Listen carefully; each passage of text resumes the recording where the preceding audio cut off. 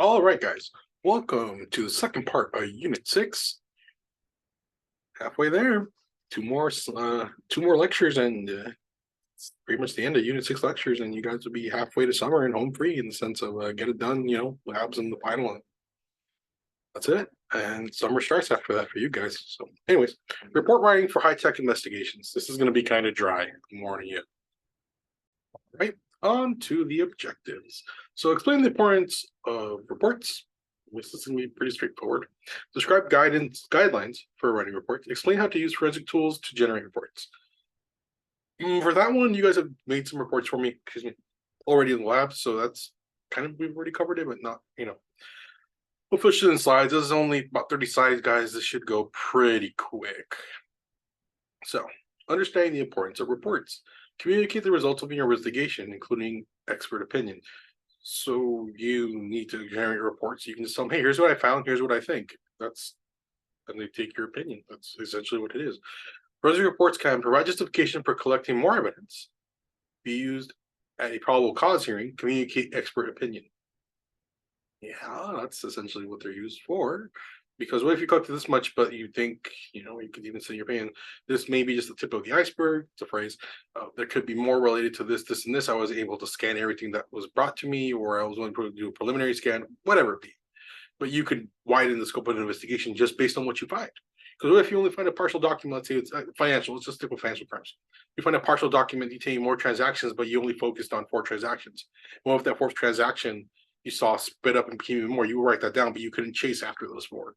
Or where the 4th was split off because it became something else. That's what it means by expanding it. Or justification need for collecting more evidence in terms of expansion. U.S. district courts require expert witnesses to submit written reports. State courts are starting to also require them. Rule 26. Federal rules of court proceedings require submission of the expert's witness report that indicates testimony is based on sufficient facts or data, which you will have from running forensic reports and running lab work and all that jazz. Using all tools at your disposal to generate what you need to prove what they're asking for. Testimony is the product of reliable principles and methods, which you follow when you do all this stuff, and procedures, and et cetera, et cetera, et cetera, which falls technically under principle, if you really think about it. Witness has applied the principles and methods reliably to the facts of the case. Written report must specify fees paid for the expert services. I guess. Sometimes it's part of the department, though, so it's not something that you get what I mean. It's not a service you're providing to be paid for. It's a service you're doing as your job. You're part of a police unit or a sheriff unit or whatever have you. That's not really included because it's just part of what you do as your job and stuff. Anyways, I'm trying to make sense of it. So I'm kind of thinking about it. And list all other civil or criminal cases in which the expert has testified. Keep a copy of any disposition notice or subpoena so that you can include the following: jurisdiction, style of the case, case number, date and location of the disposition, name of the deponent, disposition banks, examples of a witness, expert witness, previous testimonies. Limiting a report to specifics, because remember, your reports can get really big, so you got to kind of narrow it down to what you need to cover. Sorry, that's itchy scratch on your itchy. All reports to clients should start with the job, mission, or goal. Find information on the specific subject. Suspect. Recover certain important documents. Recover certain types of files with specific dates and times. Before you begin writing, identify your audience and the purpose of the report. That's pretty key. You need to know what you're writing about and who you're writing it for. If you write, I found something about hot dog receipts, you think that's really going to work? If you're looking at bank fraud, why would someone commit fraud for like a pack of hot dogs? That doesn't make sense. That's what I'm saying. I know it's a really weird example, just what came to my mind. It wouldn't make sense. That's why I said that. So, types of reports. Digital forensic examiners are required to create different types of reports. Examination plan. What questions to expect when testifying? Attorneys use the examination plan to guide you in your testimony. You can propose challenges to clarify or define information. Help your attorney learn the terms and functions used in computer forensics. Here's what that looks like on the next slide. It's really hard to see, but witness, that's what they have, et cetera, et cetera, et cetera. I can't get too much in it because it's really hard to see. Oh yeah, at the bottom. Anticipated cross-examination, expert testimony. How many times have you worked for Mr. Sawyer As an expert witness, I've done 16 contracts. Have you ever personally testified that overriding utilities are 100% reliable? Yes. Those intended forges are no far as I can tell 100% reliable today. Anyways, verbal report. Less structured. Trades cannot be forced to release verbal reports. Preliminary report. Should be the first report. It's preliminary. Addresses area of investigation yet to be complete. Yeah, something like that. Test that has not been concluded. Interrogations, document production, and depositions. Sorry. Written report. Alpha David or declaration. This is getting a little more legal. So limit what you write and more legal in the sense of like more efficient. Even though the first one's still technically legal. You get what I'm saying, a little more serious. Limit what you write and pay attention to details. Include thorough documentation in support of what you write. Hypothetical question based on factual evidence. Guide and support your opinion. Can be abused and overly complex. Yeah, it can get hairy, is what it's saying with that. So if your hypothesis gets so big, like let's say we talk about something that I can hypothesize about here that can be pretty easy for you guys to understand. Maybe you've heard of the Hindenburg. Remember the Hindenburg? It was an old Zeppelin that crashed because of static electricity and hydrogen mixing. And hydrogen is very flammable. And it's used when they made these big airships. And it flew over the Atlantic. It touched ground wire, touched I forget what, and it sparked a spark because of static electricity in the air, and that caused the Hindenburg to explode. So what your hypothesis is, well, that didn't happen. Someone lit a fire. How would you prove it? Well, you can make things up that say, oh, they found wood at the thing and yada yada. Okay, well, wood burns. It could have been from the structure below crashed into. No. You're you're adamant. Sorry, it was matches because it's wood. It's the same kind of match found in wood. So you have to compare the match. That's what I'm saying. And get really just all over the place. Opinions based on knowledge and experience. State the facts. Need to answer the questions. Don't include any unnecessary facts. Again, would the Hindenburg be relevant to matchsticks catching fire and causing the thing to explode? Probably not, because we know it was like static electricity, a lightning strike. An expert witness, you may testify to an opinion or conclusion if 4 base conditions are met.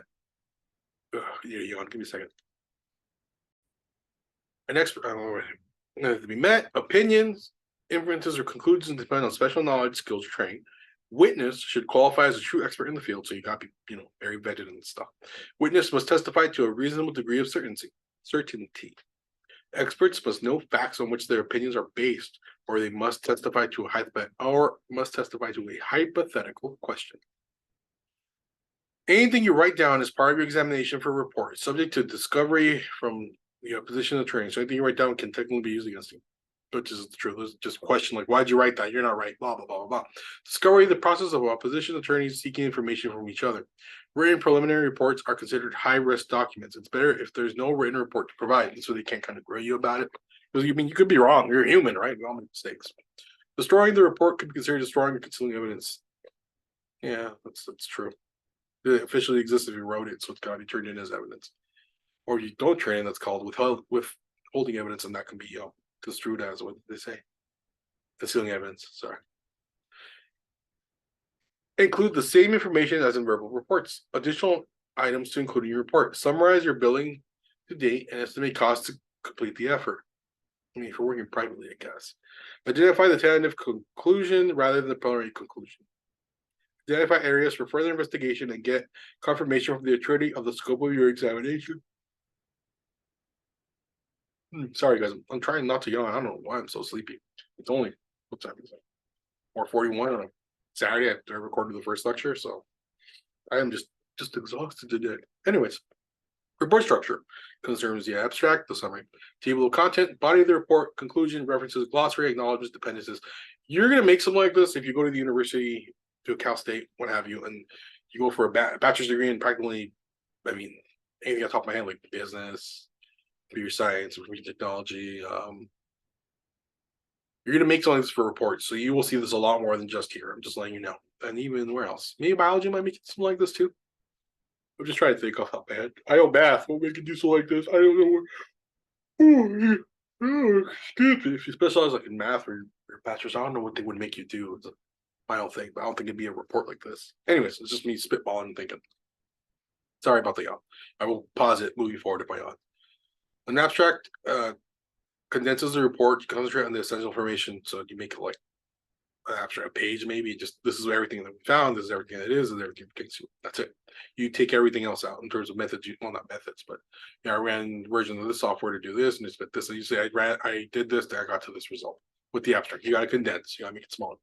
The body consists of the introduction and discussion sections. The conclusion starts by referencing to the report's purpose, states the main points, draws conclusions, and possibly renders an opinion. So that's how you package all your stuff in your conclusion there. References and appendices list the supporting material to which your work refers. That's where you put like what you used in terms of software, in terms of when you accessed what, glossary of terms if you want to put links to part. So used to what we talk about like CSAs, CSPs, things like that. That stands for. So people are understanding which word, they can look it up. On to the next slide. Consider communicative quality, ideas and organization, grammar and vocabulary, punctuation and spelling. Lay out ideas in logical order. Build arguments piece by piece. Group related ideas and sentences into paragraphs. Group paragraphs into sections. That's pretty straightforward stuff, guys. Avoid jargon, slang, and colloquial terms. Yeah. Because not everyone's tech savvy, guys. Keep that in mind. Define technical terms. Consider your audience. So I've been just referencing it as like a slide and a half. Consider writing style, using natural language style. Avoid repetition, vague language, and generalizations. Use active rather than passive voice when you're writing. Avoid presenting too many details and personal observations. Consider writing style continued. Project objectivity. Communicate calm, detached observations. So you gotta be very one-dimensional is what it's saying. Including the signposts. Draw readers' attention to a point. Assist readers in scanning the text quickly by highlighting the main points on logical development of information. Two numbering systems are typically used. Decimal numbering structure divides material into sections. Readers can scan headings. Readers can show how parts relate to each other. Legal sequential numbering used in the pleadings. Roman numerals represent major aspects. Arabic numbers are supporting information. So you have Roman numeral 1, followed by Arabic numeral, like the number 1 under it would be a sub information or supporting information to the Roman numeral 1. Writing supporting material. Use material such as figures, tables, data, and equations to help tell the story as it unfolds. Formatting, consistency, how you format text is less important than being concise in applying formatting. Explaining examination and data collection methods. Explain how you study the problem, which should follow logically from the report's purpose. Yeah, those kind of go hand in hand. Alrighty. Including calculations, using the hashing algorithms, be sure to give them the common name. So you call it hashing algorithm 1 and it did hash SHA-1. Hashing algorithm 2 did, SHA-256, hence you named it algorithm 2. Algorithm 3 did MD5 and wing it or make it flow as best you can. For providing for certainty and error analysis, protect your credibility. Explain results and conclusions. Explain your findings. Using subheading to divide the discussion into logical parts, just chunk it out. Save broader generalization summarization for the report's conclusion. That's where you can kind of bunch it all together, but all this pertains because it all matches this, et cetera, et cetera, et cetera. Towards the end, you gotta just provide little piece by little piece to build your case. Can't just go, here you go, full ham and you're done. Provide references. Cite references by author's last name and year publication, following the standard format. It's pretty straightforward stuff. I told you guys. We're at slide 23. We're almost at 20 minutes of recording, so we'll be done soon. I promise. Including appendices. You can include appendices containing just as raw data, figures not used in the body of the report, and anticipated exhibits. Arrange them in order referring to the report. Forensic tools generate reports. When performing analysis, it is their responsibility to explain the segments of evidence. Report formats: plain text, word processor, spreadsheet, HTML format. We've done, I think, 3 of them. We haven't done plain text yet. Probably won't. There's activity on the page. Let me write this down. I want to see what it is. I haven't had a chance to look at this just yet. I looked at the slides first and the chapter. Not really. I gloss over the chapter. I don't look at activities until after. Just I need to know what we're doing. So this is what that looks like in desktop. Tagged. You've tagged stuff before, remember? More tag stuff. And now is the summary. Wow, this is pretty fast. All U.S. district courts and many state courts require expert witnesses to submit written reports. Rule 26 of the FRCP requires expert witness to anticipate testifying to submit written reports. Attorneys use disposition banks to research expert witness previous testimony. Reports should answer the question. Should answer the questions you were retained to answer. A well-defined report structure contributes to readers' ability to understand the information you're communicating. Clarity of writing is critical to the report success. Convey a tone of objectivity to be detached in your observations. And that's all I have. The second part of Unit 6, guys. I will see you in the third part, Unit 3, or Unit 6, Part 3. Catch you later.